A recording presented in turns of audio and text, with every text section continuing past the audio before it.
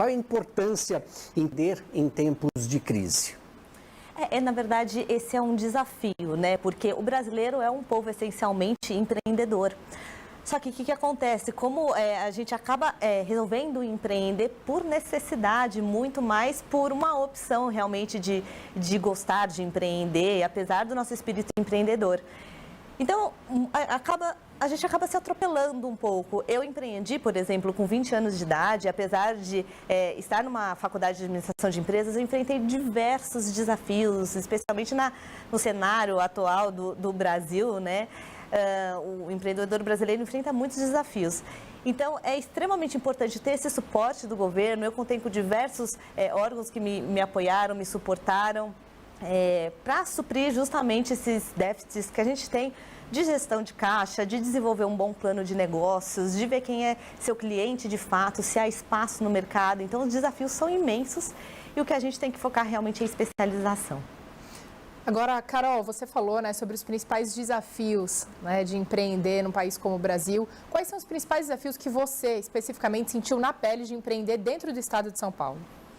Olha, como eu empreendi antes da lei, né, eu percebi a dificuldade para começar a tirar o CNPJ. É muito engraçado que na Faculdade de Administração de Empresas eu fazia curso de empreendedorismo, mas essas dificuldades que a gente sente na pele mesmo, a gente não aprende, a gente só aprende no dia a dia. Então, em primeiro lugar, acho que foi como tirar o CNPJ, por onde a gente começa. Eu preciso de um contador, não preciso, que sindicato eu tenho que apoiar, não tem. Então, são detalhes realmente do dia a dia que a gente não tem ideia. E aí depois, mesmo com o plano de negócios em mão, você vai percebendo que a realidade é um pouco diferente daquela que a gente desenha inicialmente, né? Por isso é muito importante você fazer um plano muito detalhado.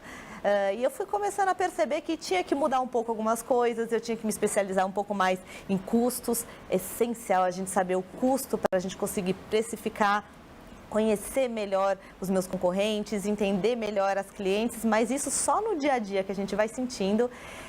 Mas a parte burocrática mesmo, que eu acho que pega a maioria dos empreendedores brasileiros, né? Não só de São Paulo. Carol, qual que é o perfil do empreendedor no estado de São Paulo, né? Faixa etária, sexo, e por que se escolhe empreender a não seguir outras carreiras, outras áreas? Como eu comentei, na verdade, o brasileiro é realmente muito empreendedor, mas em épocas em que a gente tem muitas demissões, como a época de crise, da pandemia, cresceu muito esse número, né, de empreendedores, de micro e pequenas empresas. E também muitas pessoas que trabalhavam na informalidade, elas acabaram se formalizando porque perceberam que se não se formalizassem, elas não cresciam. Isso é muito importante a gente falar. Sempre, às vezes o empreendedor tem um pouco de medo de se formalizar porque acha que não vai dar conta de pagar impostos, mas não, é o contrário. A gente só cresce se formalizando, podendo emitir uma nota fiscal. Então, é essencial isso também, a gente colocar em pauta. As mulheres empreendem muito, porque muitas vezes elas estão em casa, são chefes de família, cuidam da família ali e tem que achar uma alternativa de renda, isso é também essencial. Então, mulheres aí, a partir dos 30 anos de idade, são grandes empreendedoras também. Eu faço parte de muitos grupos de mulheres que se apoiam, inclusive, mas em geral realmente são na faixa etária média, né, a partir dos 30 anos de idade, aí, entre mulheres e homens. Agora o perfil está bem diversificado, justamente por conta da crise que a gente teve da Covid, surgiram muitos empreendedores. Carol, a gente vai fazer uma conexão aqui com o nosso colega, o Guga Mendonça.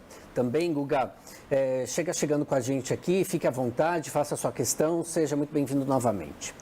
Eu gostaria de saber, né, no Brasil a gente enfrenta muito problema do empreendedor desqualificado, né, para certos negócios. Eu gostaria que a senhora explicasse a importância da qualificação para criar um bom empreendedor no Brasil. É a base, né? E no meu entender, isso na verdade tinha que ser algo cultural, tinha que aproveitar essa nossa veia de criação, de empreendedorismo e colocar já nas escolas, né? Que na verdade é algo que a gente já busca fazer aqui no estado de São Paulo. Mas a educação empreendedora tem que vir lá da base, educação financeira. mostrar as dificuldades que a gente tem para empreender, tem que mostrar para as crianças e jovens também que é uma possibilidade empreender, e às vezes a gente não empreende só abrindo um negócio, mas você empreende dentro da própria empresa que você trabalha, né? Mas o principal de tudo, acho que com todos os empreendedores que eu converso, a dificuldade primeira ali é a questão financeira, né? Como você fazer uma boa gestão do seu caixa, como você dividir o que é dinheiro seu, o que é dinheiro da empresa, como você fazer um bom acordo se você tem um sócio, um parceiro, por menor que seja o teu negócio. É melhor que demore um pouco mais para começar, mas que ele comece de uma forma mais estruturada, que você tenha um bom sócio, que os papéis de cada um dentro daquela empresa, daquele negócio, estejam bem delimitados. Então, eu vou cuidar da parte de vendas, você vai cuidar da parte mais financeira. Então, tem que escrever, tem que ser sangue frio, tem que ter certeza de onde você está pisando, tem que saber também da localização, onde você vai colocar o seu negócio. A gente tem um ditado que é localização, localização, localização, então isso é extremamente importante também, uma vez que você trabalha no varejo, por exemplo, né? É muito detalhado, tem que ser um trabalho feito muito minuciosamente, independente do tamanho. Se você vai começar uma produção de bolo caseira, você tem que ter ideia de onde você vai vender, qual é o teu custo, como que você vai precificar, qual é o sabor preferido das suas clientes. Então tem que ter um estudo por trás. Isso não é muito pensado em geral. Em geral a gente vai, de repente, resolve abrir um negócio e empreende sem inovar e sem pesquisar muito, e é um grande risco, e é por isso que a taxa de mortalidade das empresas é de 75% nos primeiros 5 anos de vida, né? Que é uma taxa muito alta, e tá, principalmente o principal problema aí é realmente a especialização. Carol, pegando esse gancho, né, que você deu agora, de que 75% dessas empresas fecham logo nos primeiros 5 anos, quais facilidades essa lei trouxe? Acho que você é um case muito legal para falar, porque você começou a empreender antes efetivamente da instituição dessa lei, e você percebeu algumas facilidades depois?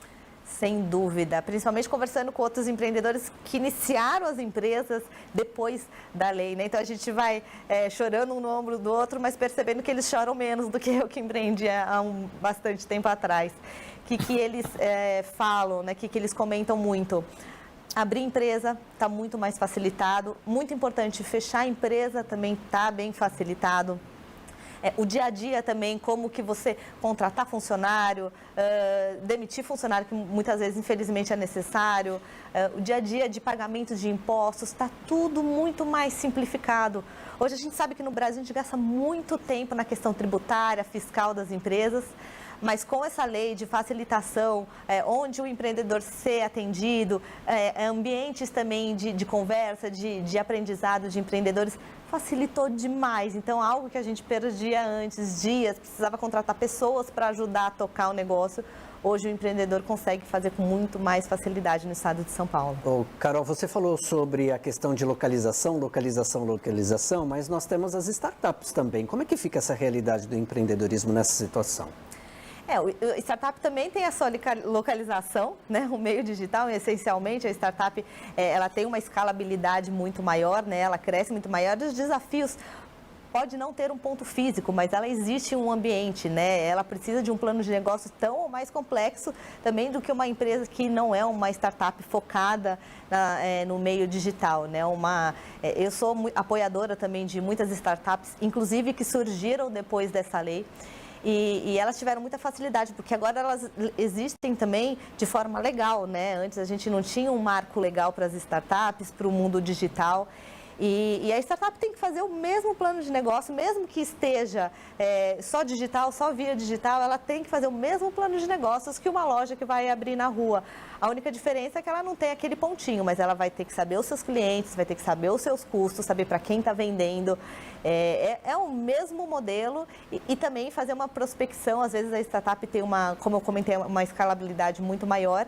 Então, provavelmente a prospecção de necessidade de investimento, quando que ela vai precisar captar investimento, continua tudo igual. As dificuldades do empreendedor acho que dificilmente vão mudar, independente do formato da empresa. Carol, o Guga Mendonça vai voltar a falar contigo. Guga, por favor.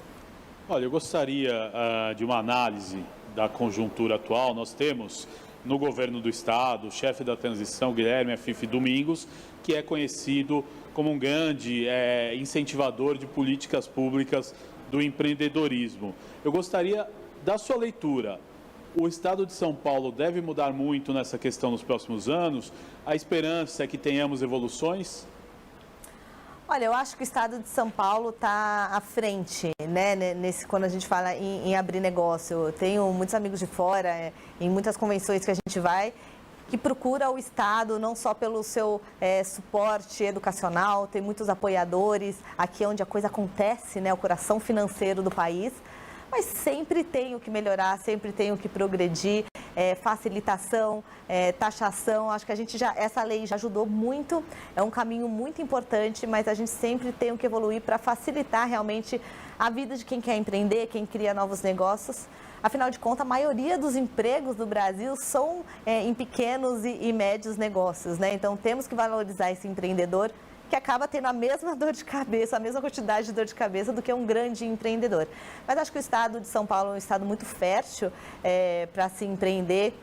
Eu sempre indico aos meus colegas, aqui é uma região muito boa, não precisa nem falar, né? É o principal estado aí do país, principal estado financeiro, mas tem muito que se evoluir ainda. Eu acho que esse trabalho, eu sinto que tem um esforço para que ele continue sendo desenvolvido cada vez, para que tenha um ambiente de negócio para o empreendedor cada vez melhor. Carol, entre as diversas leis aprovadas aqui na Alesp, eu destacaria a 15.693 de 2015, que criou o Plano Estadual de Educação Empreendedora. Ele insere nas escolas técnicas e de ensino médio a prática do empreendedorismo, mostra caminhos, né? Eu gostaria que você falasse mais sobre a importância da qualificação na base. E aí, já pegando também como gancho a discussão envolvendo startups, a gente sabe que já há diversas discussões no sentido de regular questões trabalhistas envolvendo criação de startups, né? Como é que isso vem sendo trabalhado também na base para esses jovens que chegam com sede de vencer, para que regras trabalhistas não sejam burladas? Olha, na verdade, a solução para tudo que vocês me perguntarem aqui é educação na base. Se a gente não mexer ali, a gente não consegue transformar o nosso país. E esse trabalho feito com a educação infantil, ensino médio, é essencial porque abre horizontes para o jovem. Muitas vezes a gente em contato com esses jovens não tem nem perspectiva de o que fazer, de que negócio, abrir negócio muito menos, mas às vezes de arrumar um emprego, que você abre horizonte, você abre perspectiva, você mostra, poxa, você pode ser dono do teu negócio, começa pequeno, que é essencial começar pequeno, acho que é uma dica importante aí que eu dou.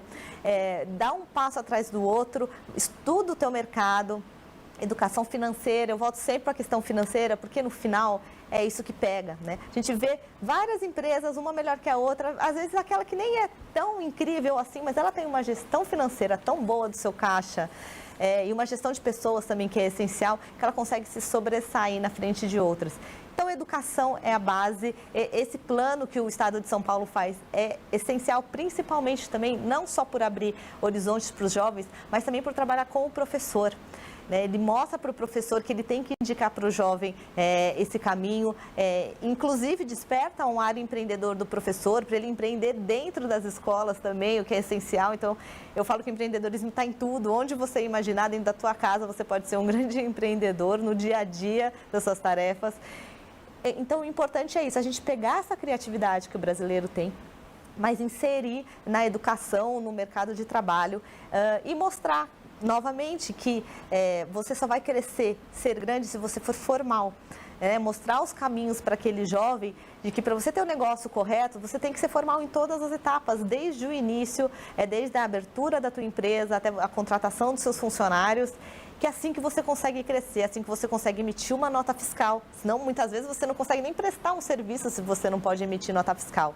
Então, essa especialização é essencial colocar na cabeça dos jovens que eles têm que se preparar muito e fazer algo formalizado para conseguir ser grande, né? Que a gente tem que sempre almejar crescer. Bem, nós conversamos aqui com a especialista em administração e empreendedorismo, Carol Curimbaba. Carol, muito obrigada pela sua presença. Portas sempre abertas para você aqui no Estúdio Alesp. Obrigada a todos pela oportunidade. Arthur.